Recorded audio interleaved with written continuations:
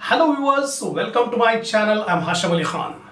So now I'm going to start a new technique, sampling technique, that is called analysis of variance, ANOVA.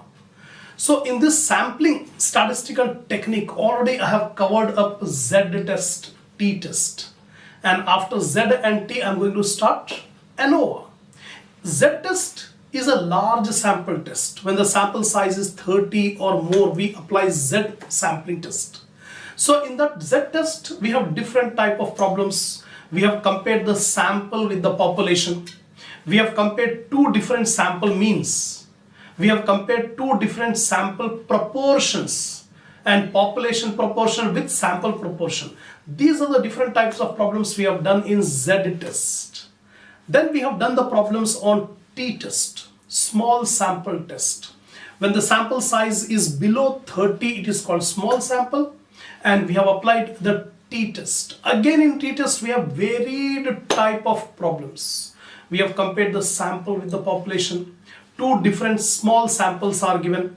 Then we have compared the proportions. We have compared paired T test. We have solved the problems on paired T test. So many varied type of problems we have done on T test. So hope my regular viewers have already watched all these techniques, Z test and T test. If you have not watched, I suggest you to go to the playlist of my channel. Select the subject statistics for management. Select the videos, sampling theory. The first and second theory videos are very important. The procedure of hypothesis testing is same for Z test, T test, chi-square test, ANOVA. Procedure will be same. The formula for calculating the test statistic will differ. Only formula will differ, but the steps will remain same. So if you join now, it will be difficult for you to understand. So first watch the theory video, then Z test, T test, then come to the ANOVA. Right? And this analysis of variance technique, popularly known as ANOVA in short form, is a very widely used statistical technique which is used particularly in research, and very importantly it will be frequently asked in examination, the problems on ANOVA. So watch the video till the end. After this video I'll start the problems on analysis of variance. So before starting the explanation, take a screenshot of the points which I have written for theory on ANOVA.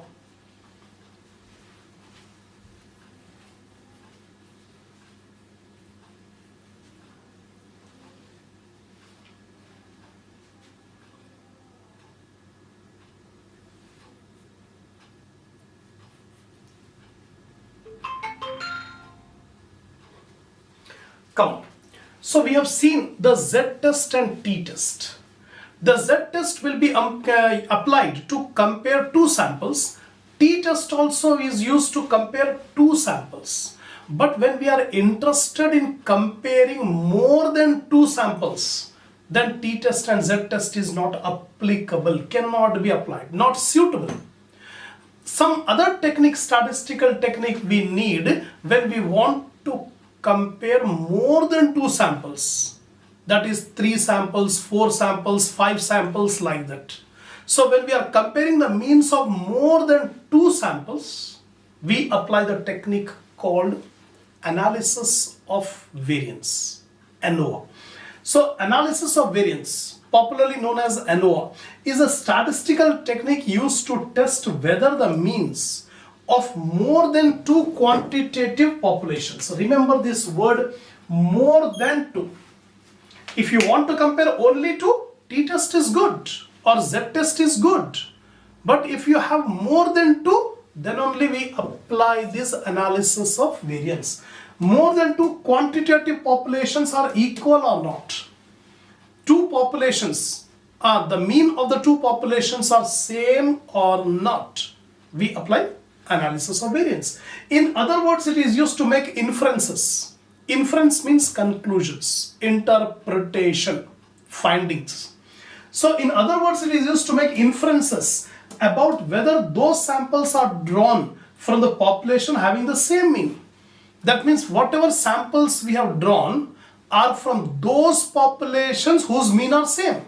For example, one sample is drawn from A population and another sample is drawn from B population. Now we want to compare these two samples and decide whether the population means are same or not. If there is no significant difference in sample means, then we can say the population means are also same. That means samples are drawn from two or more population, from more than two populations whose means are same. The samples are drawn from more than two populations and the population means are same if there is no significant difference in sample means. If there is a significant difference in sample means, then we can say the population means are different. So for giving the inference opinion about population mean, we are using this ANOVA technique. ANOVA test is based on variance ratio. Variance ratio means simply we calculate a ratio of mean difference. ANOVA test was developed by R.A. Fisher. That's why it is also called F test. ANOVA is also called F test because it was propounded by R.A. Fisher. For comparing only two samples, we apply t-test. Already just now I told you, if you want to draw inference by comparing only two samples, ANOVA is not required. We can decide it only on the basis of t-test if you compare two samples. If more than two sample means are to be compared, then we apply analysis. For comparing more than two samples, we apply ANOVA. Example. To make you understand, I have given one example. Suppose, for example, 5 fertilizers are applied to 4 different plots. The fertilizers are used to increase the agricultural production. So, 5 different types of fertilizers are there, A, B, C, D, E. Now we want to find out whether the average output from these fertilizers are same or not. So we are applying this fertilizer to different plots. Suppose 4 plots are there. We have applied A fertilizer to 4 different plots, B fertilizer to 4 different plots, C fertilizer to 4 different plots. Like that 5 fertilizers are there. Every fertilizer is applied to 4 plots. And after applying the fertilizer, we got the output. Now we calculated the output. That means the A fertilizer was applied to 4 plots. So we calculate what is the output we got from first plot, second plot, third plot, fourth plot. B fertilizer is applied to 4 plots. 1, 2, 3, 4. So we calculate how much was the output we got from B fertilizer. Now after calculating the output of A, B, C, D, we got the average. Now we want to conclude whether there is significant difference in the average output from the 5 types of fertilizer. So null hypothesis mu1 is equal to mu2 is equal to mu3 is equal to mu4 is equal to mu5. 5 fertilizers are there. We assume the output is same for all the different types of fertilizers. Alternative hypothesis mu1 not equal to mu2, not equal to mu3, not equal to mu4, not equal to mu5.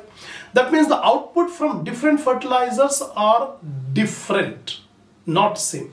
That is the null and alternative hypothesis. Now we may be interested in finding out whether the effects of these fertilizers on the yields are significantly different. When we apply the fertilizers on different plots, our intention is to find out whether the average output from the fertilizers are same or not. The answer to this problem is provided by this technique. Which technique? Analysis of variance technique. Now the ANOVA or F test, we can call it as F test also, is used in such problems where researcher wants to test the significance of difference between more than 2 sample means. Just now I told you this analysis of variance is very widely used in research technique. A researcher is interested in finding out whether the average of different samples of more than 2 samples, the average is same or not. So particularly researcher will use ANOVA technique. This is one of the most powerful statistical technique. Originally it was applied to agricultural experiments. Subsequently this technique was applied to other areas as well. Particularly it was originated from agriculture, On agriculture, we have applied this ANOVA technique, but later on, this technique was widely used in many other areas apart from agriculture to find out whether there is significant difference in the mean of different samples or not. Now today ANOVA finds application in a large number of experimental designs. A researcher will conduct experimental designs. So in experimental designs we use analysis of variance. This is a brief explanation about ANOVA. In examination you may be asked regarding what is analysis of variance. So this discussion is very, very important. Now, for the sake of clarity, for understanding, we have divided the analysis of variance into two types. That is one-way classification or one-way ANOVA and two-way classification or two-way ANOVA. So two types of problems will come across, one-way ANOVA and two-way ANOVA. In one-way classification, only one factor is considered and its effect is observed, that is data will be classified according to only one criteria. The effect is observed or calculated only by taking into account one factor, keeping the other factors remaining constant. Example, in case of fertilizers, 5 types of fertilizers are applied on different plots. Our intention is to find out whether the fertilizers are same or not, whether the effect of fertilizers are same or not. Only one factor, fertilizer. But remember, the output does not depend only on fertilizer. The output will also depend on the quality of seeds.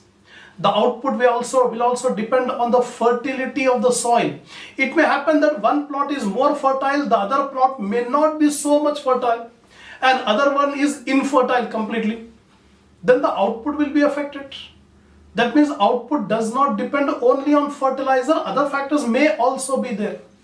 So if we consider only one factor, that is fertilizer, then we can apply only one way ANOVA. Only one factor we are considering. We are considering the means of only one factor, that is called one way ANOVA. Then what is two-way ANOVA? In two-way classification, two independent factors are considered and their effect is observed. Instead of one factor, if we consider two factors at a time, it is called two-way ANOVA. Example, in case of the same study, fertilizer, we are considering the fertilizer and also the quality of land, plot of land. The plot of land may be more fertile, less fertile, like that. So we are considering the differences in plot of land and differences in fertilizers. So two factors we are considering on the output. The output, agricultural output. The agricultural output is affected due to fertilizer and also due to the fertility of the soil or land. Two factors are considered. It is called two-way ANOVA. Example, yield of crop depends not only on fertilizer but also on the fertility of the soil. These are the examples I have given. By doing the problem on one-way and two-way ANOVA, the concept will be much more clear. By listening this lecture, you can get a bird's eye view. A broad view you can be able to get what is there in ANOVA. But after doing 2-3 problems, the concept will be very much clear. In every problem in ANOVA, we have to prepare a table called ANOVA table. Every problem. So two types of tables are there, one-way ANOVA table and two-way ANOVA table. In problem, it will not be given. You have to read the problem and decide whether the problem is of one-way ANOVA table or two-way ANOVA table. Suppose if you see in the problem that it is asking you to find out the difference of only one factor, then you apply one-way ANOVA. If in the problem it is given that you have to find out the differences between two factors, apply two-way ANOVA. That's so simple. After doing the problem, the concept will be clear. Now one-way ANOVA table. So what are the columns and rows in one-way ANOVA table? This you have to remember. It will not be given in the problem. So this is a one-way ANOVA table. First column is source of variation. First column. Second column is sum of squares. Third column is degree of freedom. Fourth column is mean squares. Last column is variance ratio. How many columns? 5. Source of variation, sum of squares, degree of freedom, mean squares, and F ratio, variance ratio. That's it. Now rows. In the first row, we'll take between samples, columns. Samples will be given in columns. First column, second column, third column, fourth column, like that. The difference between samples, columns, it will be recorded as SSC. SSC stands for sum of squares between columns. Sum of squares between columns. This is called sum of squares. Then degree of freedom, DOF, degree of freedom. The degree of freedom is C minus 1. C stands for column. You have to see how many columns are there. Sometimes 4 columns, sometimes 5 columns. More than 2 columns. 3, 4, 5, 6, like that. If you have only 2 columns, you can apply t-test, not this ANOVA. 3 columns or more than 3 columns. So C stands for column. MSC, mean square of columns. MSC stands for mean square of columns. So MSC is equal to SSC divided by degree of freedom. Whatever value you will get here SSC, this will be divided by degree of freedom. So SSC divided by degree of freedom, you will get MSC. That's all. So first row over. Now second row within samples, it is called error. That means the differences within the samples. Error. SSE, sum of squares in error. Then degree of freedom is N minus C. N stands for total number of items in all the samples. N stands for total number of items in all the samples. When I give the lecture, always I suggest you to keep a notebook beside you. Whenever I tell something, immediately you write it down, otherwise you'll forget it. C stands for columns. SSC stands for sum of squares between columns. MSC, mean squares of between columns. SSC, sum of squares in error. N minus E, N stands for total number of items in all the samples. C stands for number of columns. MSE, mean squares of error. Then SSE divided by degree of freedom. Here you will get SSC, here degree of freedom. So SSC by degree of freedom, you will get MSC. Last one, total. SST, sum of squares in total. Simply it will be added SSC plus SSE is equal to SST. N minus 1, degree of freedom, N minus 1. N stands for total number of items. So after calculating N minus 1, you check whether this C minus 1 and N minus C, both must be equal to N minus 1. Now lastly, variance ratio, F ratio. F ratio, this is the computed value of F. F is equal to MSC divided by MSE. MSC divided by MSE, you will get F ratio. This is the computed value of F. After this, we compare this computed value with the table value. Just like Z table, T table I have given now. This F table also I will provide a PDF in the description. You can take a printout, or else you can refer to any textbook, you can get the table, F table. So computed value of F, we got it here. Table value, we refer the table. We compare the computed value with the table value and decide whether null hypothesis should be accepted or rejected. Steps will be same.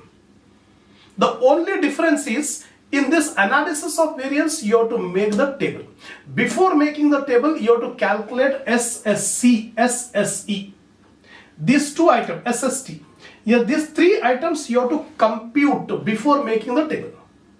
After calculating all these 3, SSC, SSE and SST, you make the table and find out F ratio. Once you calculate F ratio, now we apply the steps. 6 steps are there. The first step, laying down of hypothesis. Second step, level of significance. Third step, degree of freedom. Fourth step, test statistic. There we will write the computed value of F, whatever we got here. Then next step, critical region.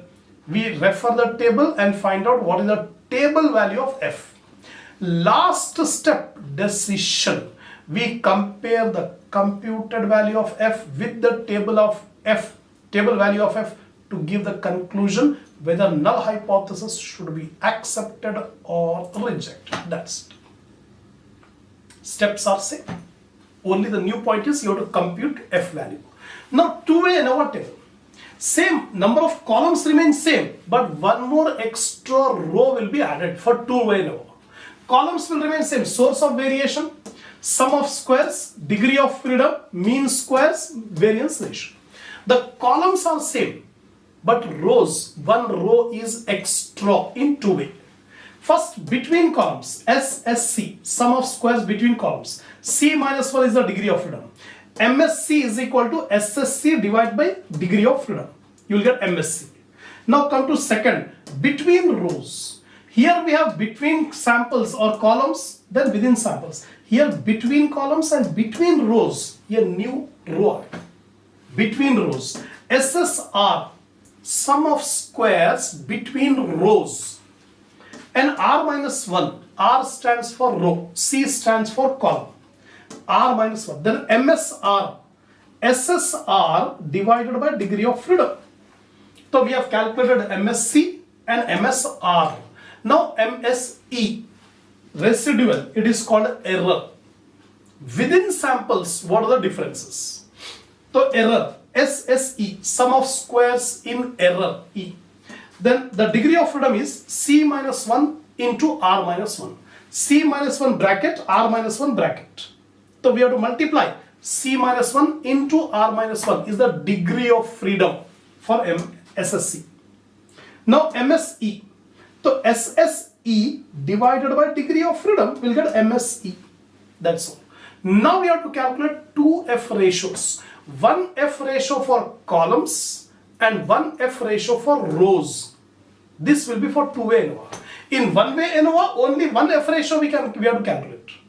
Only for columns we are calculating in one-way ANOVA. In two-way ANOVA, we have to calculate the F ratio for columns and also F ratio for rows. For identification, I will write on here.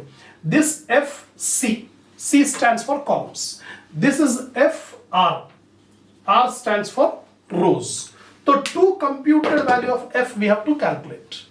After this, again steps we will make. First step, laying down of hypothesis. Null. Mu1 is equal to mu2 is equal to mu3 is equal to mu4, etc. For rows. For columns also same. Mu1 is equal to mu2 is equal to mu3 is equal to mu4. There is no significant difference in the mean values between columns and also between rows. Two conclusions you have to give. One conclusion for columns, the other conclusion for rows in case of two-way ANOVA. In one-way ANOVA, only one conclusion. So here one conclusion, here two conclusions. One conclusion for columns, another conclusion for rows. So null and alternative hypothesis. Second step, level of significance, alpha 0.05 or 0.01. Then third step, degree of freedom. Separately, two degree of freedom we have to calculate. One for columns, other for rows. The next, test statistic. Already we have computed the value of F for columns, value of F for rows. Next step, critical region. Now we refer the table to find out the table value of F for rows and also for columns.